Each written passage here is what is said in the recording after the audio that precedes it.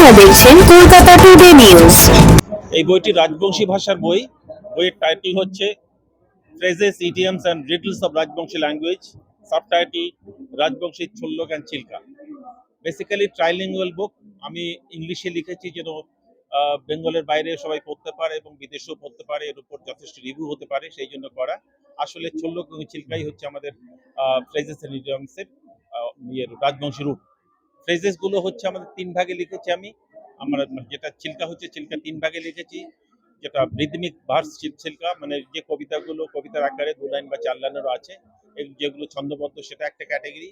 ছন্দ নেই বা ইয়ে নয়, শব্দে শব্দে মিলছে না, কিন্তু ভেতর একটা ছন্দ তো অবশ্যই আছে, সেটা হচ্ছে আরেক ধরনের চিল্কা। 1 লাইন চিল্কা এবং 2 শব্দের চিল্কা লিখেছি। এটাতে আমি 2500টা লিখেছি। 2500 চিল্কাতে আমি জিনিসটা মোটামুটি তুলে ধরার চেষ্টা করেছি। এটা 3 ভাষা লেখা এই জন্য যেহেতু আমি ইংলিশ রিডারদের জন্য লিখতে চাই, ওটাকে আমি রোমান স্ক্রিপ্টে লিখেছি রাজবংশী কথাটা। ওটাকে ফোনেটিক্যাল সাইন দিয়েছি যেন এক্সাক্ট উচ্চারণ করতে পারেন। অবলিক দিয়ে আমি লিখেছি আমার রাজবংশী ভাষার ইয়েটা প্রেজেন্ট করেছি, সেটা বাংলা হরফে। আমাদের কোনো নিজস্ব স্ক্রিপ্ট এখনো নেই। তারপরে দিয়েছি শব্দার্থ, তারপরে দিয়েছি আমি ভাবার্থ বা কনটেক্সচুয়াল মিনিং। যেটা কবিতার কবিতার পোর্শন আমি 1500টা ইংরেজি কবিতা এবং 1500টা বাংলা কবিতাও লিখেছি, যেন প্যারালালি লোকেরা এনজয় করতে পারে 3 ভাষার কবিতা। আর যেটা 1 লাইনের চিল্কা, সেটাতে আমি রচনা করেছি একটা সেন্টেন্স, সুন্দর সেন্টেন্স রচনা করার চেষ্টা করেছি। সেই সেন্টেন্সটা ইংরেজিতেও রয়েছে, বাংলাতেও রয়েছে, আর রাজবংশীতেও রয়েছে। এটি 3 ভাষার লেখার বৈশিষ্ট্য। ভাষা একটা মূল্যবান সম্পদ।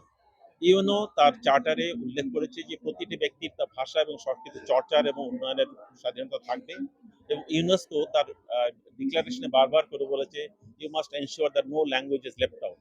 No language is left out মানে সমস্ত ল্যাঙ্গুয়েজের দৃষ্টত্ব আছে, সমস্ত ল্যাঙ্গুয়েজ সাহিত্য আছে, সমস্ত সাহিত্যের মধ্যে এমন কিছু জিনিস আছে যেটা মানব সভ্যতাকে সমৃদ্ধ করতে পারে।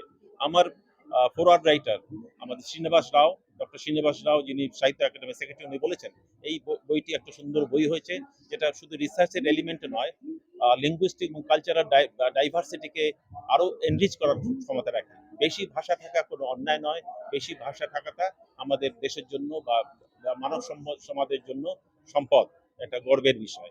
সেটি আমার একমাত্র উদ্দেশ্য বইটা লেখার পেছনে। আর আমাদের ভাষাটা একসময় ডাইনাস্টির ভাষা ছিল, রাজকাজে চলতো, অফিসের কাজ চলতো, পড়াশোনা হতো।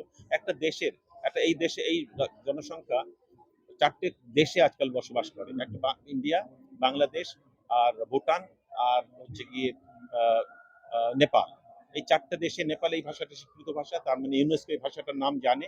এবং এই ভাষাটা আমরা বেঙ্গলে বিভিন্ন কারণের জন্য এই ভাষাটাকে অফিসিয়াল পর্যায় থেকে নামিয়ে আনাতেই ভাষাটা একটু স্তীমিত হয়েছে, কিন্তু ভাষাটা সার্ভাইভ করছে 6 কোটি মানুষের মধ্যে।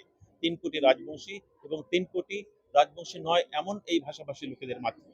এটা যে বলিষ্ঠ যেটা তার মানে ভাষার যে মিষ্টত্ব আছে, একটা সমৃদ্ধ আছে, সংস্কৃতি আছে, সেটা হারিয়ে যায়নি। শুধু আমরা ওটাকে তুলে ধরার চেষ্টা করছি, আর আমি উপযুক্ত মহলে চেষ্টা করছি যেন এটা সমস্ত বিশ্বের লোকেরা পড়ে এবং তার একটা মূল্যায়ন করে। এই জন্য আমি wing commander doctor Ranjit Kumar Mondal. আমি কুচবিহার জেলার বাসিন্দা। আমি রাজবংশী বাই অরিজিন। আমি এটা আমার লেখাতে উল্লেখ করেছি। আমি এটাকে সারা জীবন যেটা কালেকশন, সেটা আমি 4 বছর ধরে লিখেছি এবং 2 বছর প্রিন্টিং এর প্রসেসে লেগেছে। কারণ এটাকে আমার ভাষাটার উচ্চারণ, আমার ভাষাটার ফোনেটিক্স, আমার ভাষাটার প্রেজেন্টেশন সঠিকভাবে করার জন্য আমাকে অনেক পরিশ্রম করতে হয়েছে। 6 বছর লেগেছে বইটাকে প্রকাশ করতে।